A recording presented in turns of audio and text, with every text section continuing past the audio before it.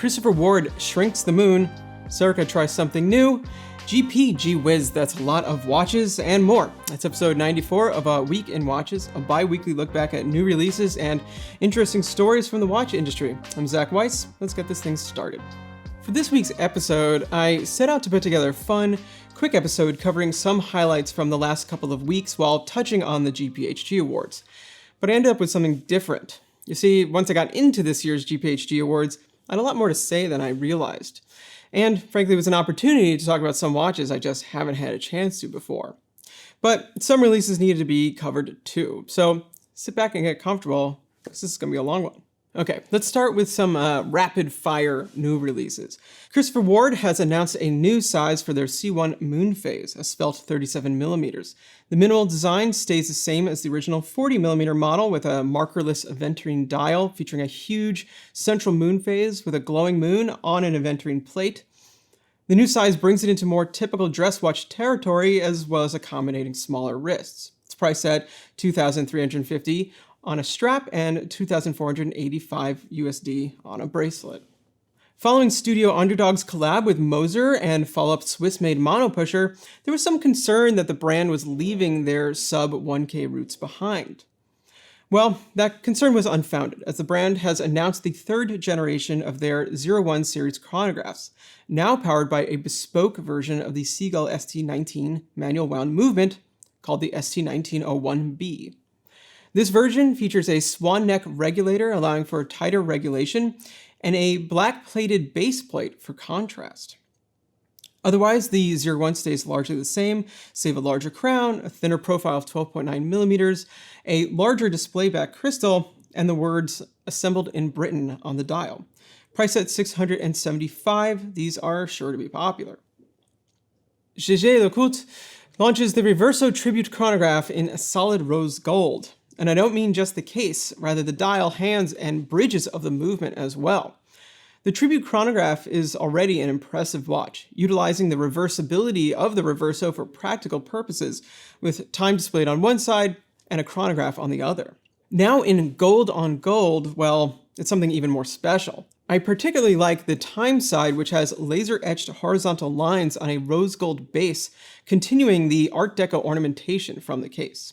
Hopefully, JLC will use this motif on future time-only models, as this golden treat has a price tag of around $63,000, which, while a ton of money, is actually less than I expected somehow. But maybe I'm just getting jaded to these things. Not maybe, I am. Well, so it goes. Rapid fire over. France's Serica is a rare brand. In their still short existence, they've managed to build from a field watch that, while appealing, didn't quite challenge the status quo, to a refined catalog of well-made and finished timepieces that manage to combine vintage inspiration with uncommon styling to feel like watches that could have been, yet never were. Additionally, they've managed to move up market somewhat, making all of their watches chronometers and featuring some unique details like their incredibly clever ribbed end links. Now, despite their watches always erring on the side of elegant, they have been rooted in military and sports watch concepts. Field watches, 300-meter divers, ceramic bezel GMTs, etc. Well, that's now changed with the introduction of their first dress watch that was, well, designed to be a dress watch, the 1174 Parade, a watch 5 years in the making. And rather than going the typical route with a round or even rectangular case, they went with a shape all their own, the Stadium.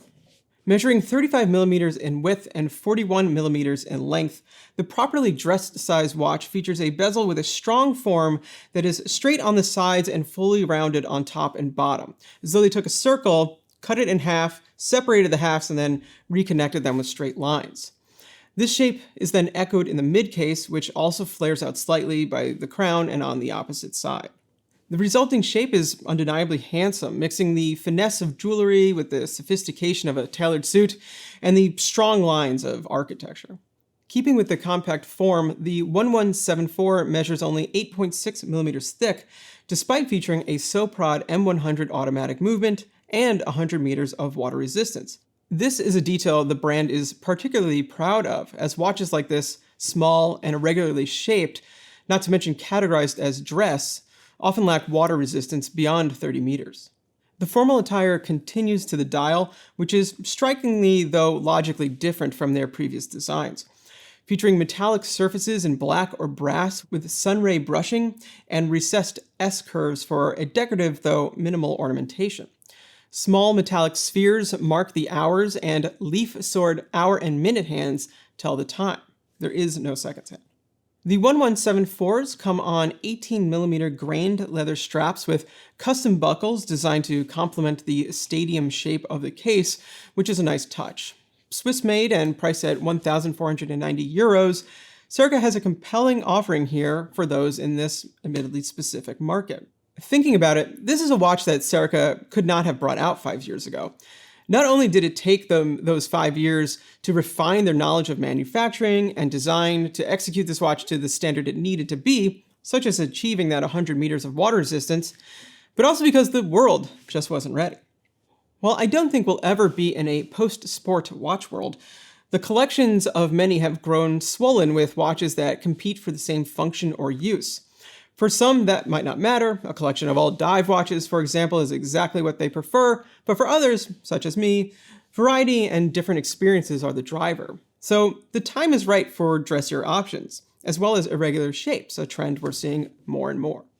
Yes, it's that time of year again for a little horological pageantry in the form of the Grand Prix de Horlogerie de Genève, more conveniently known as the GPHG.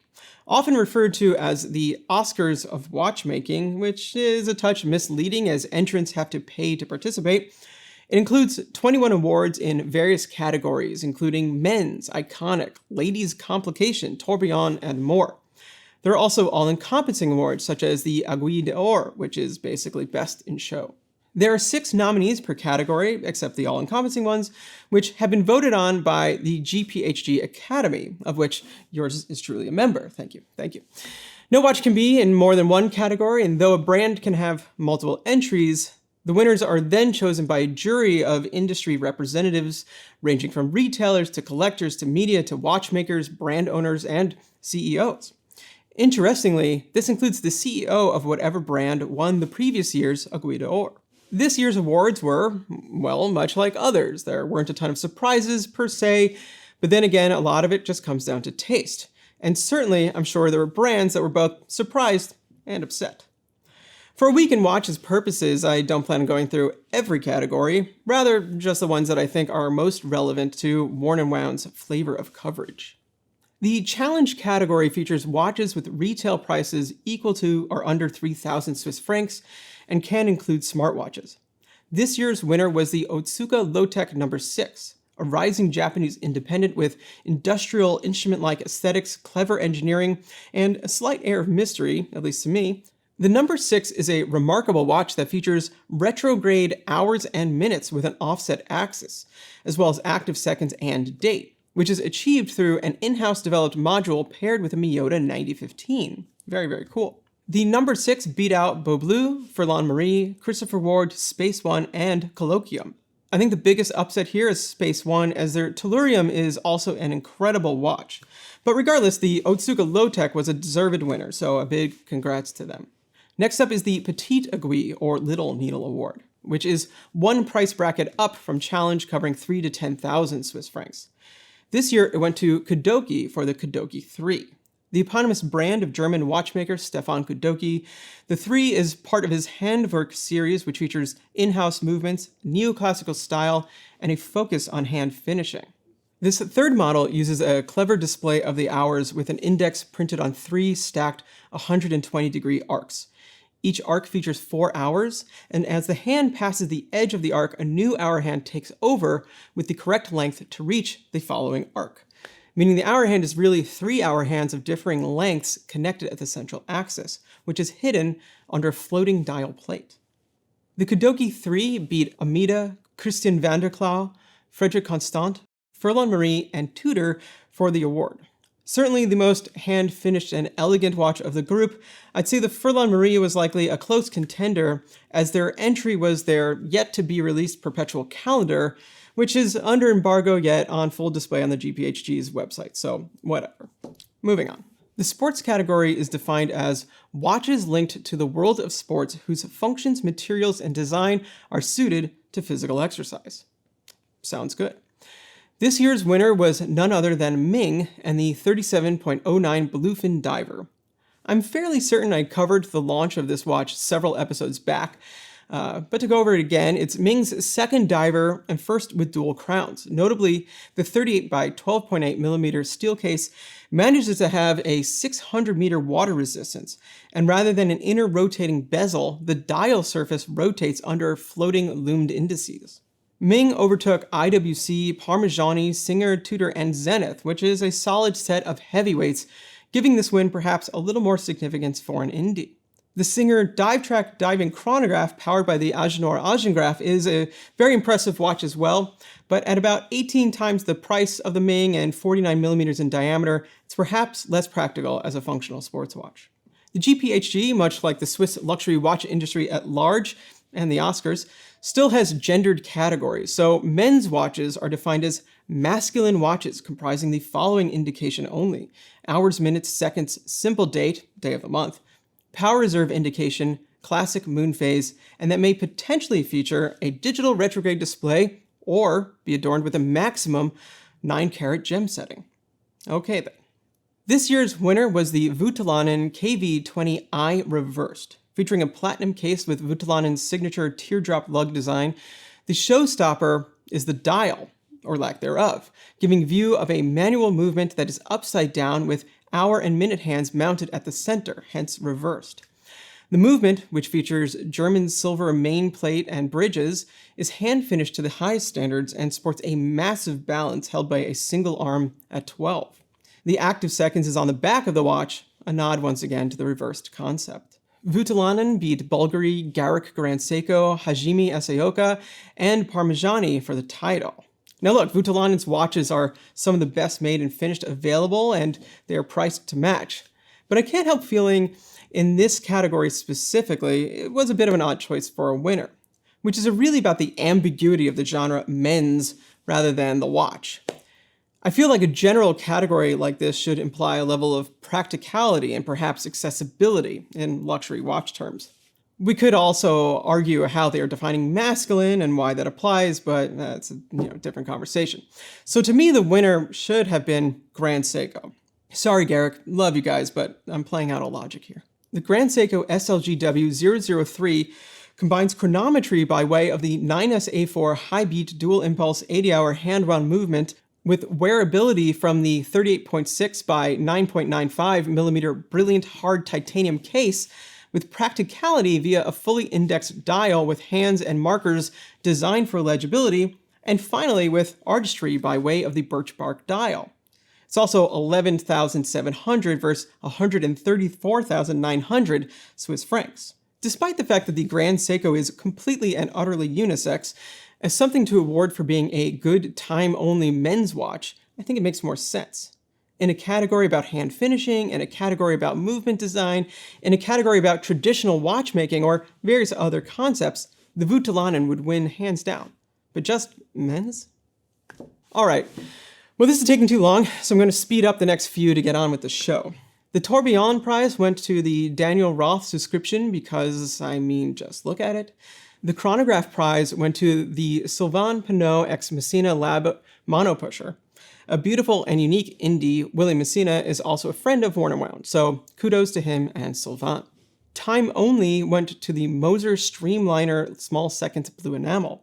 A beautiful watch, of course. I'm not certain why it beat out others in the category, which, frankly, is another place the Voutilanen might have made more sense. The Mechanical Exception Award for watches with special mechanisms, unique functions, original concepts, etc. is worth a pause because the winner is very impressive. It went to the Beauvais Recital 28 Prowess 1. Not a brand I follow closely, but I might have to now because this watch is nuts. In addition to a tourbillon, world time, and perpetual calendar with roller-based displays, all driven by a 10-day power reserve from a single barrel, it also accounts for daylight savings. So the 24 cities representing the time zones on the dial are actually printed on rollers that adjust together to recalibrate for the difference. It's absolutely bonkers and brilliant. Okay, I'm going to wrap this up with 3 of the all-encompassing awards that are, in theory, open to watches from any category. The chronometry prize is all about accurate timekeeping at a watch awards show. Go figure. Anyway, went to the Literer Triple Observatory Chronometer. I'd need an episode and frankly to do a lot more research to explain this one very well, but the TLDR is that it utilizes an escapement of the brand's own design called the double wheel escapement with central impulse. It features 2 barrels, 2 gear trains, and 2 escape wheels, hence the double wheel in the name. Each escape wheel features a 10-second remontoir for constant force, which alternate in operation with a 5-second interval to overcome any variation. And then there's a unique anchor for more efficiency. The movement is gorgeous too, with a very open, symmetrical design mirrored about a large central bridge. In other words, lots of heady watchmaking, and it won because, well, of everything I just said, and because this version of the watch has undergone and passed 3 independent observatory chronometer trials, one in France, one in Germany, and one in Switzerland, in addition to already being certified by the COSC. To make matters a little cooler, it's also not a one-off, but rather a series of 8 pieces. Next, we have the Audacity Prize, which is given to the best competing timepiece featuring a nonconformist, offbeat approach to watchmaking, and this year, they had a pretty perfect candidate, the Berneron Mirage Sienna, a watch that turns the expression form follows function on its head. Seemingly this year's breakout haute indie, at a glance, the Mirage might seem like a thematic variation on the Cartier Crash. And while its dripping, exotic shape certainly evokes that recently regaled iconic jewelry watch, the Berneron goes beyond the aesthetic, as its form is driven by the design of the caliber. The asymmetrical shape of the movement, called caliber 233, allows for a proportionally large barrel, giving it a 72-hour power reserve despite its small size. They also reversed the position of the hour and minute hands, placing the hours on top, which is both logical as it won't get covered, and allows for the case profile to be thinner because the crystal can slope down earlier. Now, sure, they could have just rounded the whole thing out, but the point was not to waste space, which is especially important considering the bridges and plates are all made from 18-karat gold. The rest of the watch follows the Dali-esque lines, with clearly some artistic flair and license being used on the dial. I briefly got to see this watch at the GPGH viewing in New York City back in October, and in a room full of huge, complicated, ostentatious watches, both on display and on wrist, this petite, demure, and pleasantly strange watch actually stood out. And finally, there's the Aiguille d'Or, the Golden Needle, the one award to rule them all. And this year it went to IWC for the Portuguese Eternal Calendar. While eternal might be a bit of a stretch, in theory the calendar on this watch doesn't need to be adjusted until potentially the year 4000. Which is to say, it's a secular perpetual calendar, which compensates for the need to skip the leap year once every 400 years. And for the record, the only reason it might need to be changed in the year 4000 is because apparently it has yet to be decided if that year will be skipped. In the scheme of the day's issues, I think this one can be left for future generations. Anyway, while very rare, secular perpetual calendars are not unheard of, first being introduced in 1996 by Anderson Genève, and recently being brought back to attention by Furlan Marie for last year's Only Watch auction. So what makes the IWC so special it deserved the reward? Well, while I wasn't in the room for the conversation, I imagine it had something to do with the moon phase, that in theory will only need to be adjusted after a mere 45 million years. So yeah, I guess the year 4000 might be sooner than it seems in comparison. Pretty impressive stuff. It's neat looking too, with a white dial and a lot of glass, including a huge domed crystal similar to the Carrera glass box, and transparent subdials for a futuristic city-esque appeal.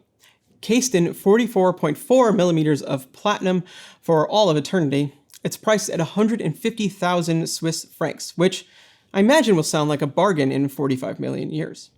And that's it for episode 94 of A Week in Watches. Thanks for watching. If you enjoyed the show, or even if you didn't, please like and subscribe. It helps us get out the good watch word, and I'll see you next time.